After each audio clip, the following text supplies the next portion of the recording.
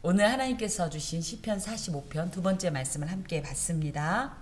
지난주에 이제 첫 번째로 이제 말씀을 1절부터 8절까지 받았었는데 잠시 좀 요약을 해보면 어찌됐든 고라 자손의 마스키엘기서 굉장히 교훈적인 내용을 담고 있고 고라 자손들이 아마 인도자가 됐을 수도 있지만 어찌됐든 인도자를 따라서 그러니까 예배에 사용되었던 제의 음악일 것이다. 근데 그 내용을 보면 이제 마스킬이기도 하고 교훈적인 내용이기도 하고 특징적인 이 형식이 사랑의 노래라는 것입니다. 이 사랑의 노래라는 말은 야디드라는 말로 사랑을 입은 어떤 연인을 생각하면서 부른 노래일 수도 있고 또 사랑을 하는 어떤 사람의 노래일 수도 있다.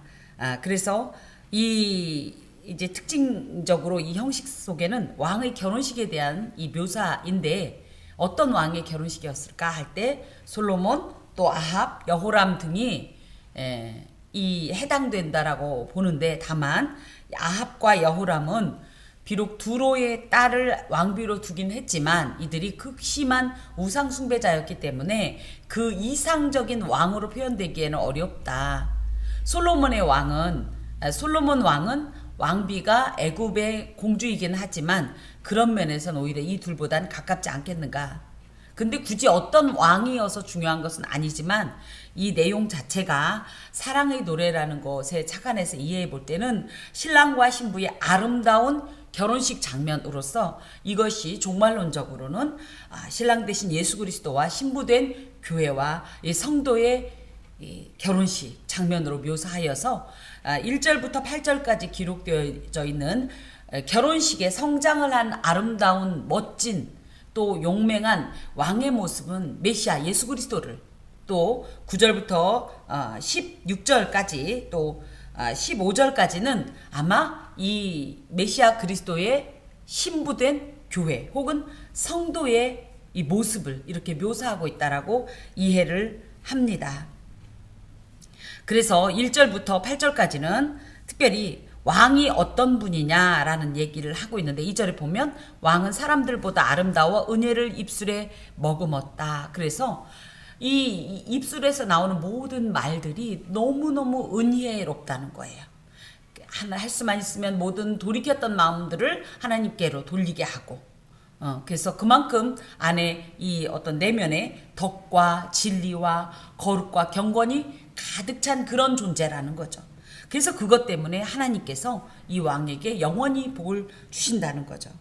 또 왕은 어떤 능력을 가지고 있냐고 했더니 용사라는 거예요. 아주 유력하고 용맹하면서 실질적인 어떤 이런 이 다스릴 수 있는 통치의 능력이 있는 존재인데 칼을 허리에 차고 자신의 이 왕권을 이 행사할 때 칼은 누구를 향해? 대적을 향해. 그리고 이 칼로 자신의 자국민들은 어떻게 하는 거예요? 보호하는 그런 이상적인 왕이라는 거죠. 또 이 왕이 어떤 이 명분으로 대적과 이 전쟁을 하느냐 할 때 진리와 온유와 공의로 이 대적과 이 전쟁을 하는데 진리는 전적인 하나님의 말씀에 의지한 어떤 이런 태도이고요. 온유함이 전쟁과는 무관한 것 같지만 심판할 자들의 교만함과 대조되는 아주 특징적인 왕의 성품으로서 예수께서는 친히 당신은 온유한 자라고 마태복음에 말씀하십니다. 더하여 공의를 위하여는 이 전쟁을 통하여서 공의가 이루어지기도 하고 또 공의 때문에 공의를 이루기 위해서 전쟁을 하기도 하는 이런 절대적인 의를 가지고 이 메시아가 전쟁을 하신다는 거죠. 그리고 특히 이 왕은 또 어떤 능력이 있냐면 날카로운 화살을 사용하는데 그 화살로 무엇을 하냐면 왕의 원수들의 염통을 뚫는다는 거예요. 염통은 심장을 이야기하는데 심장을 관통할 정도로 날카롭고도 예리하고도 정확한 이 말씀의 능력으로 회개할 자에게는 회개의 영을 부어주시고 그것을 반발하는 자에게는 오히려 그 생명이 거두어지는 이런 역사가 왕의 이 말씀을 통한 이 메시지 내지는 이 공격 무기를 통해 갈라진다는 거죠. 하나님의 말씀을 받았을 때 회개할 자, 생명에 이를 자는 회개할 것이고 그렇지 않은 자는 도리어 그 말씀에 반발을 하는 이런 역사가 이 내용 속에 들어 있습니다. 또 그러면서 만민이 왕의 앞에 엎드러진다라는 것은 누구 말 맞다나 납작 엎드러진다 이렇게 표현하듯이 왕 앞에 경배하면서 철저히 복종하는 어떤 태도를 갖게 될 것이다.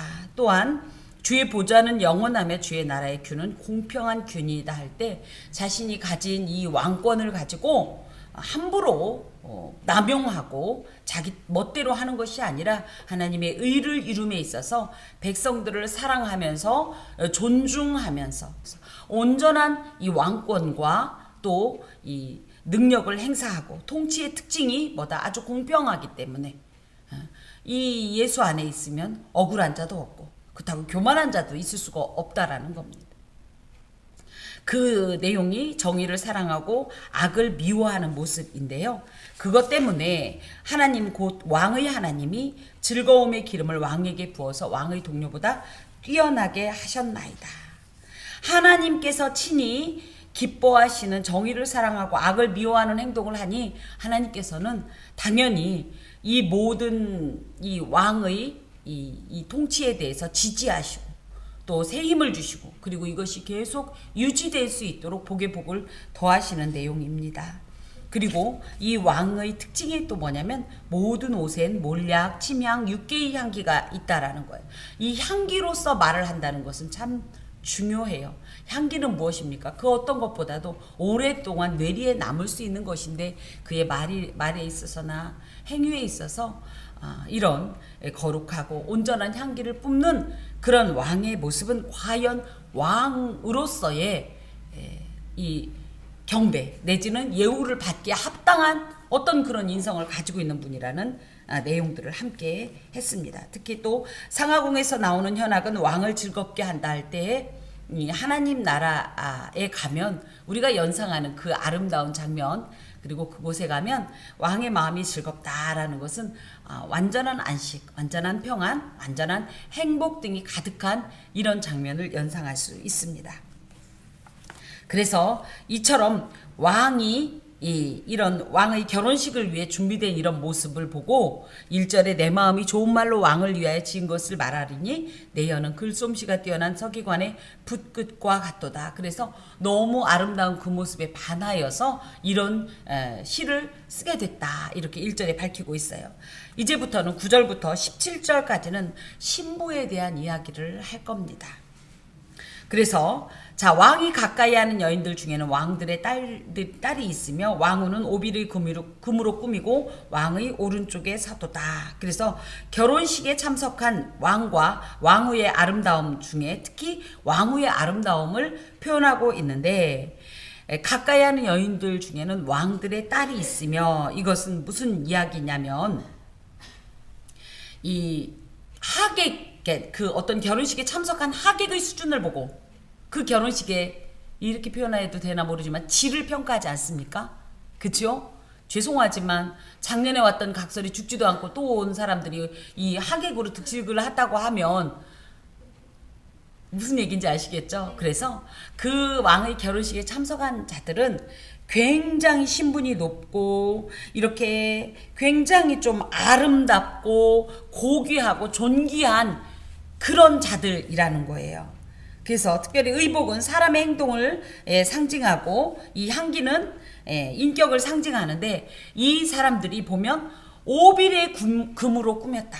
이게 그만큼 화려하고 최고의 어떤 이런 복장을 했다라는 뜻으로 특별히 오빌은요 금이 굉장히 많이 생산되었던 특별한 곳입니다. 그리고 특히 오빌의 금이 유명한 이유는요 여기에서 나는 금이 굉장히 순도가 높대요. 그러다 보니까 오빌의 금은 그 당시에 굉장히 좀 사람들에게 있어서 인정받던 그런 특산물인데요.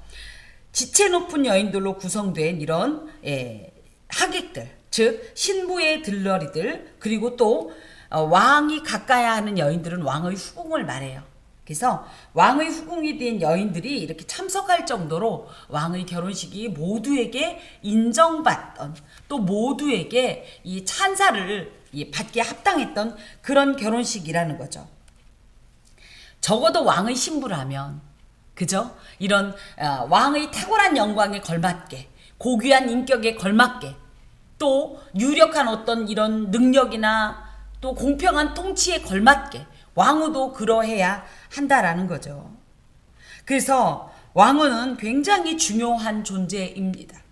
결혼식에 있어서 신부는 아까도 말씀드렸듯이 9절부터 이어지는 이 왕의 신부는 장차 메시아이신 예수 그리스도의 신부로서 교회와 성도들을 상징한다고 할 때 과연 메시아이신 나의 신랑 되신 예수 그리스도 앞에 교회는 합당한 탁월함과 존귀함과 고귀함을 가지고 있는가?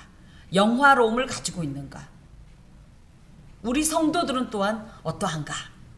우리는 과연 순전한 이 순도 높은 금으로 장식된 이 왕후와 같이 진정하고 순도 높은 믿음을 가지고 있는가? 또 많은 이들이 우리를 볼 때 찬사를 금치 못할 정도로, 그래서 자발적으로 왕후의 아름다움을 칭찬할 정도로 교회는, 성도는, 나는 온전한가?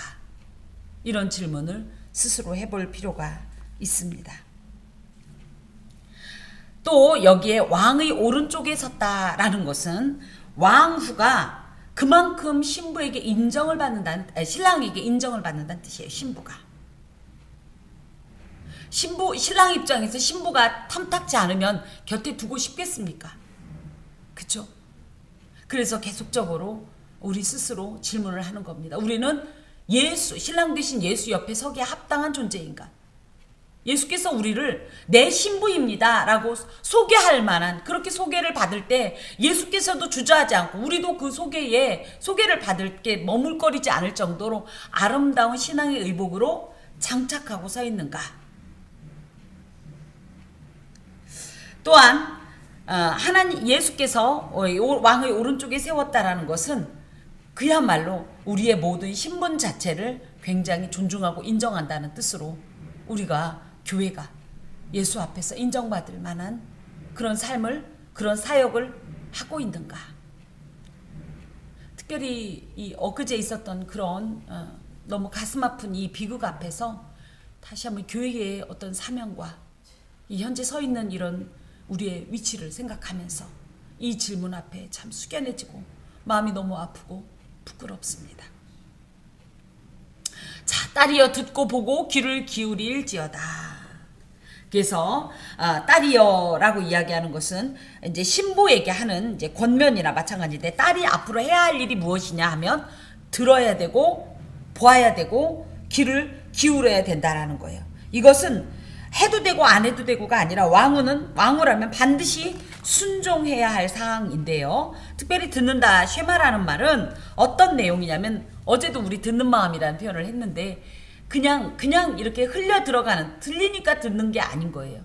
굉장히 주의 깊게 들어야 된다는 것이고, 또 듣고 나서 흘려버리는 게 아니라 누구 말 맞다가 이쪽으로 들어왔다 통과해서 저쪽으로 나가는 게 아니라 들은 내용에 대해서 전적으로 동의해야 되고 그것을 마음에 받아들이면서 실제로 그것을 실행에 옮기는 이런 적극적인 삶을 살아야 된다는 거예요. 누구의 말에? 신랑의 말에, 왕의 말에, 왕후라면. 가끔 이 왕이 있고 이 왕비가 있을 때 이 왕보다도 왕비가 더 강력해갖고 왕비의 말을 듣는 왕들이 있죠. 어떻게 봅니까? 굉장히 이상적입니까? 예. 그래서 정말 하나님께서 세우신 아름다운 이 가정의 이 원리 안에는 정말 이 참다운 왕이 있고 참다운 남편이 있고, 그죠? 그런 다음에 그것에, 그 말에 대해서 순종하면서 아름다운 연합을 이루어가는 그런 모습일 거라고 생각을 합니다. 그래서 여기에서도 왕후라면 첫 번째 그렇게 들으라는 거예요. 쉐마, 잘 듣고, 듣는 정도가 어떻다? 그냥 듣고 흘려버리는 것이 아니라 마음에 새기고 이것을 실제적으로 실행해야 한다. 두 번째 보아야 한다. 이것은 그냥 보이니까 보는 게 아니라, 보이는 것만 보는 게 아니라 뭐예요? 보는 건 너머에 보이지 않는 것까지도 볼 수 있는 판단과 분별력과 전반적인 이 상황 판단 능력이 있어야 된다라는 거예요. 그래서 우리도 1년에 수많은 어떤 사회적인 사건들이나 이런 걸 보면서 그냥 보아서 이것에 대해서만 얘기할 것이 아니라 적어도 우리 신앙인은 어떻게 돼요? 야, 이것이 장차 하나님 나라와 어떤 연관성을 가지고 있느냐? 이것이 어떠한 하나님의 메시지냐를 보아야 해요. 왕후가 그 정도가 되어야 사실은 이 왕 되신 메시아와 이 어느 정도 이 수준이 맞고 발맞춤이 되는 겁니다. 근데 예수 믿는 사람들이 그런 것도 없이 그냥 그랬단다 저랬단다 해서만 끝난다면, 그래서 아무래도 신앙인들은 다른 이들보다 한 단계 두 단계 혹은 몇 단계를 앞서 보고 더 또 넓게 보고 더 깊게 보고 하는 이런 모습들이 필요합니다. 그래서 아까도 말씀드렸듯이 교회가 이런 일을 만났을 때 야 그랬단다 이것들이 아니라는 거예요. 저희가 온전하면 함부로 판단할 수도 있겠습니다만은 거꾸로 교회가 온전하면 사회가 온전하고요. 나라가 온전하고요. 이 땅이 온전합니다. 우리들과 저것들이 나눈 게 아니에요. 그래서 늘 이런 일을 만날 때마다 교회가 제일 먼저 회개해야 되는 거예요. 야, 우리가 복음으로 이들을 온전히 적셨어야 했는데, 잘 양육했어야 되는데, 경계를 세워줬어야 되는데, 아닌 건 아닌 거라고 과감하게 정말 우리 생명을 내걸고라도 외쳤어야 됐는데 그걸 하지 못했구나.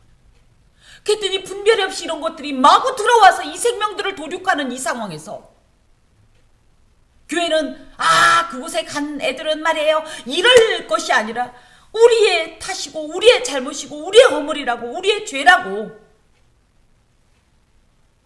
이것이 바로 보다라입니다.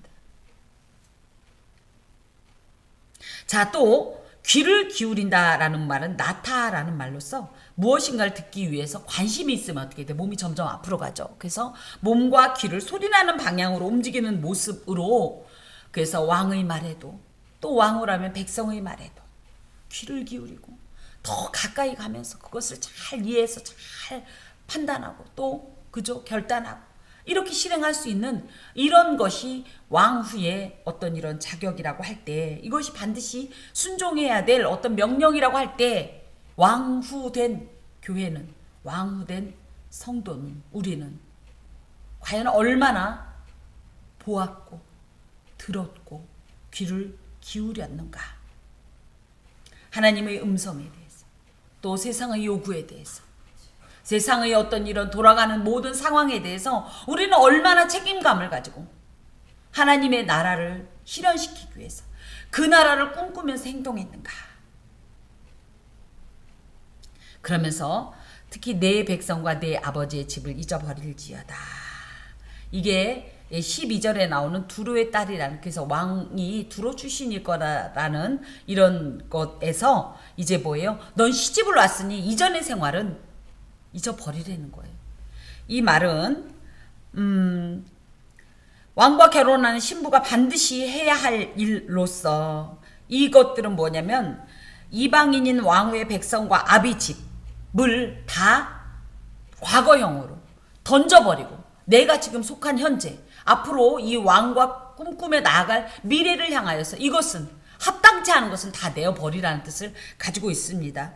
구약시대에는 이방인과 유대인이 결혼할 때 아버지를 위해서 한 달간 애곡하는 규례가 있었다고 해요. 이것은 과거 이방의 문화와 관습에 이 익숙한 모든 것들을 버리고 유대의 종교와 관습을 따르기 위한 일종의 준비 작업이었죠. 이것이 신명기 21장에 있는데, 신정왕국 이스라엘 왕의 아내가 되려면 어떻게 해야 돼요? 이방의 모든 것을 포기해야 된다라는 거죠.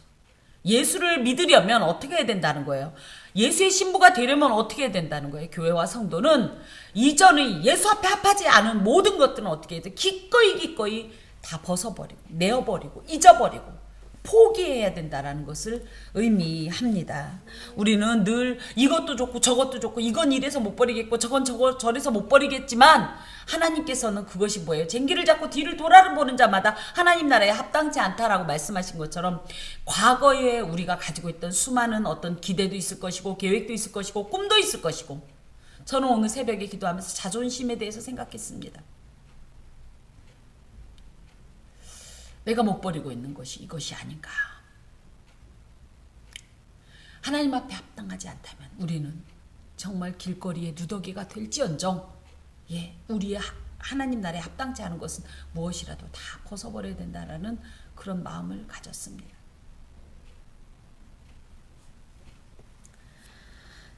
자, 또 이 잊어버려야 되는 이유는 뭐예요? 여기에 연연하다 보면 온전한 연합을 못 이루어요. 왕과. 그쵸? 우리 중에도 가끔 그렇죠. 결혼을 했는데 원가족과 분리되지 못해서 계속 원가족에 연연해 하다 보면 어떻게 돼요? 나의 이 가족이 어떻게 돼요? 다 훼손되고 회파되어 버리는 거와 마찬가지입니다. 그래서 결혼은 부모에게서 떠나서 완전한 신앙적, 인격적 결합을 해야 하는데 예수의 신부로 또 왕의 신부로 부름받았으며 왕과 영적 결합을 이루어야 할 이런 성도들이 계속 이방의 생활을 유지한다면 예수와 온전히 결합이 될 수가 없다라는 사실이지요. 그래서 이는 이방인이었던 우리들을 부르시고 신부 삼아주신 하나님의 은혜에 대한 자연스러운 반응이에요. 즉 옛사람의 죄악된 습관과 생각을 과감하게 벗어버리고 던져버리는 이런 행동이 지금 이 왕후에게 필요한 행동이기 때문에 이런 권면을 하는 겁니다. 또 그리하면 왕이 내 아름다움을 사모하실지라 그는 내 주인이시니 너는 그를 경배할지어다.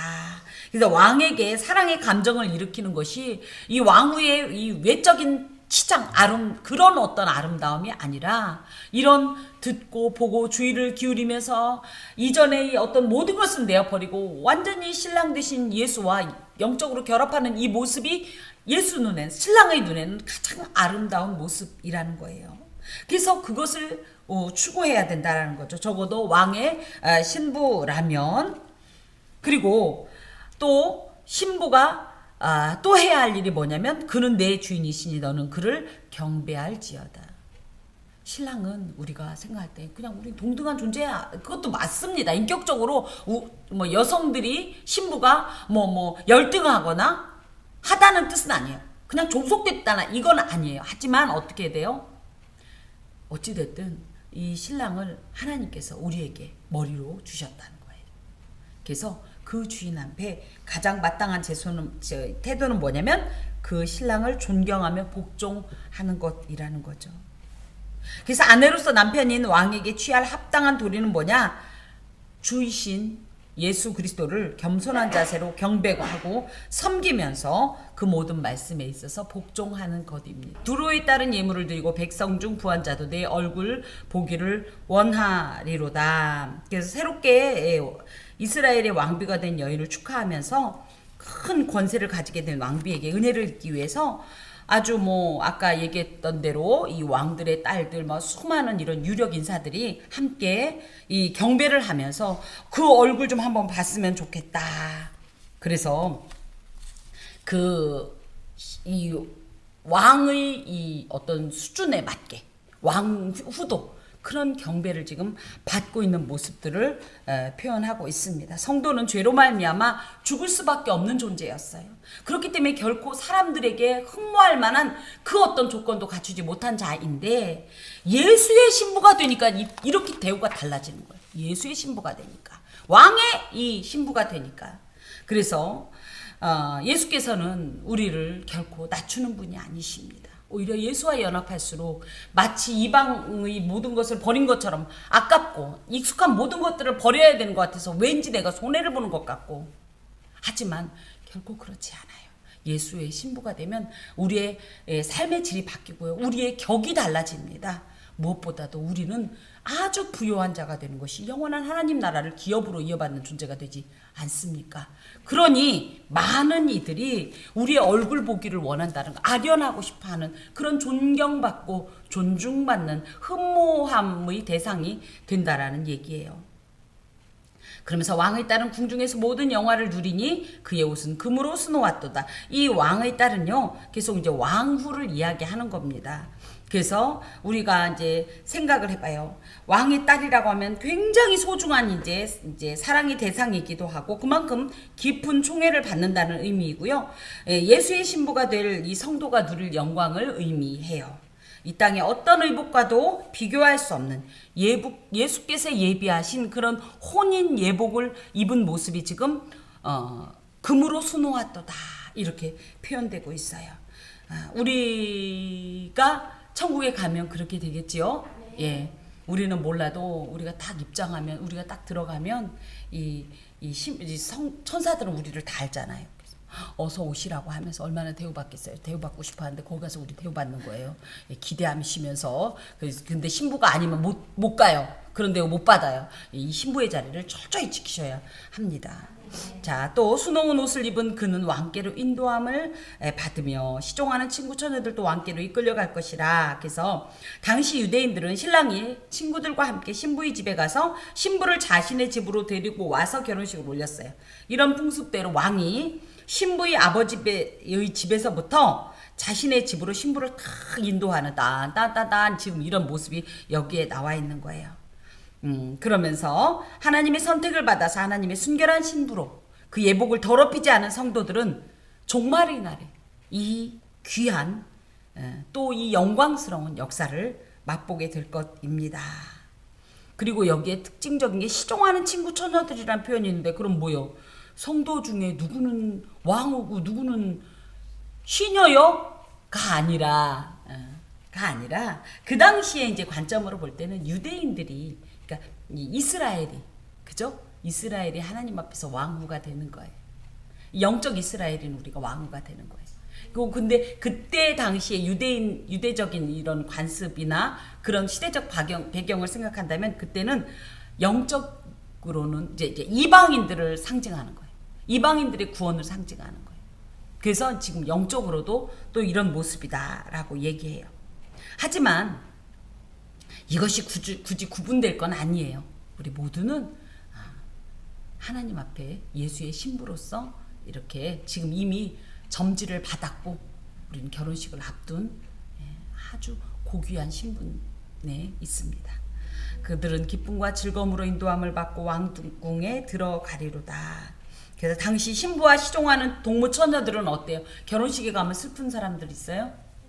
예, 다 기쁘죠. 결혼식에 가서 이러고 있는 사람 못 봤어요. 제가 토요일 날도 갔는데 다들 싱글벙글. 그리고 오가는 말이 뭐예요? 다 아이고 축하한다. 앞으로 잘 살아라. 뭐 이런 이야기를 하지 않습니까? 그런 이야기를 들으니 하는 사람도 기쁘고 듣는 사람도 기쁘고 지금 이게 기쁨과 즐거움으로 인도함을 받고 왕궁에 들어가리로다. 이게 지금 결혼식 장면에서의 이 고양된 여러 감정들을 이야기해요. 이것은 또 무엇이냐 할 때 신부된 우리 교회와 성도들이 그 결혼식을 생각하면 우리도 그렇잖아요. 지금 천국가 생각하면 어때요? 좋아요. 누군 천국가라고 하면 기분 안 좋죠. 죽으라 소리야?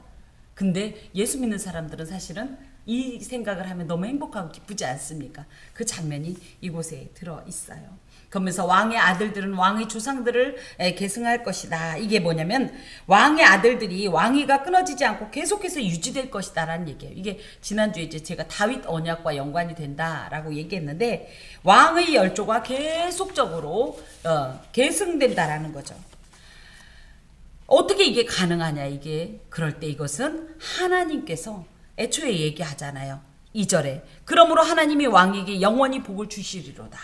하나님께서 보호하시고 또 강복하신 어떤 결과로 나타나는 것으로 이것이 또 어떻게 연결이 되냐 하면 하나님의 영적 자녀인 성도가 하나님 나라에서 영원히 왕 노릇하는 이런 역사를 이곳에 담고 있습니다. 왕이 그들로 온 세계의 군왕을 삼으리로다. 그래서 누가복음에 있나 10고을 다스리는 권세 막 이런 표현이 있죠. 이게 진짜 10고을을 다스린다는 건 아니지만 우리도 이 땅을 다스리는 어떤 이런 왕적 신분으로서 영원한 나라에 거한다라는 표현이 또 이곳에도 함께 있습니다. 내가 왕의 이름을 만세에 기억하게 하리니 그러므로 만민이 왕을 영원히 찬송하리로다. 그래서 장차 오실 메시아에 대한 만민의 어떤 태도예요. 그래서 뭐예요? 기억한다라는 것은 그냥 단순히 이 두뇌로서가 아니라 기념한다. 예배가 기념입니다. 그래서 예배한다. 또 예배 속에 무엇이 있어요? 찬양이 있지요. 그러면서 왕으로 오신 메시아를 지금 세대뿐 아니라 이제로부터 영원토록 모든 세대가 기억하고 높이고 기념하고 찬양할 것이다.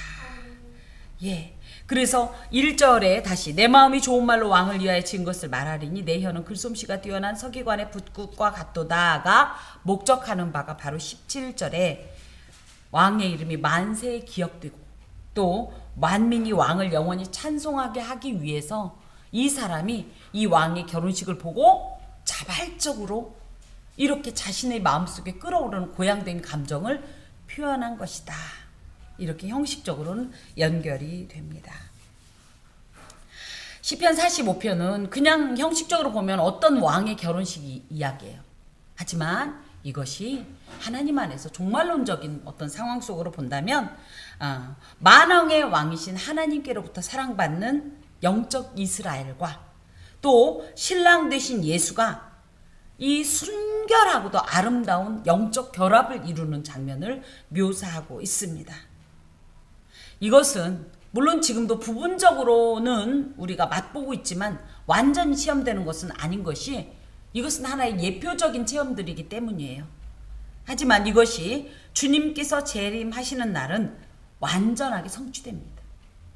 그때에 그 어린 양의 신부로 참여하는 하나님의 백성된 자들은 얼마나 영광스럽고 기쁘고 즐겁겠습니까? 그러므로 누가 찬송가를 안 부르라고 해도 사랑 고백을 하라고 얘기하지 않아도 절로 우리의 입술에서는 신랑 되신 예수에 대한 사랑의 고백이 넘칠 것이고 감동이 넘칠 것이고 감격과 기쁨으로 환호하면서 손뼉을 치면서 춤을 추면서 경배하게 될 것입니다. 우리 모두 그날을 소망하면서 그 아름다운 결혼식에 합당한 왕후의 예복을 착장하고 한 걸음 한 걸음을 신랑 되신 예수를 만날 그날을 소망하면서 기쁘게 승리하면서 살아가시길 간절히 축원합니다. 기도하겠습니다. 주님 감사합니다. 어떤 자격도 없고 어떤 조건도 맞지 않는 저희를 기꺼이 신부 삼아 주시고 저희는 아무런 공로도 없고 의로움도 없기에 합당한 예복도 없지만 예수의 의로 예복 입혀 주시어서 그 예복을 입고 아름다운 결혼식에 참석할 수 있는 소중한 꿈을 허락하시니 감사합니다. 하지만 이것은 꿈이 아니요 하나의 망상이 아니요 하나님께서 예언한 것이며 약속한 것이며 분명히 성취될 실상인 것을 믿습니다. 다만 저희의 현재의 모습은 너무나도 부끄럽고 연약하오니 주여 우리를 온전케 하여 주시어서 합당한 예복을 착장하고 주님의 나라를 소망하고 나아가는 우리의 모든 삶 되도록 주 성령 인도하여 주시옵소서. 예수 그리스도의 이름으로 축복하고 기도하오며 주 예수 그리스도의 은혜와 하나님의 사랑과 성령의 교통하심이 은총을 입은 함께하는 교회의 모든 권속과 그 삶에 영원히 함께하옵시기를 간절히 축원하옵나이다. 아멘.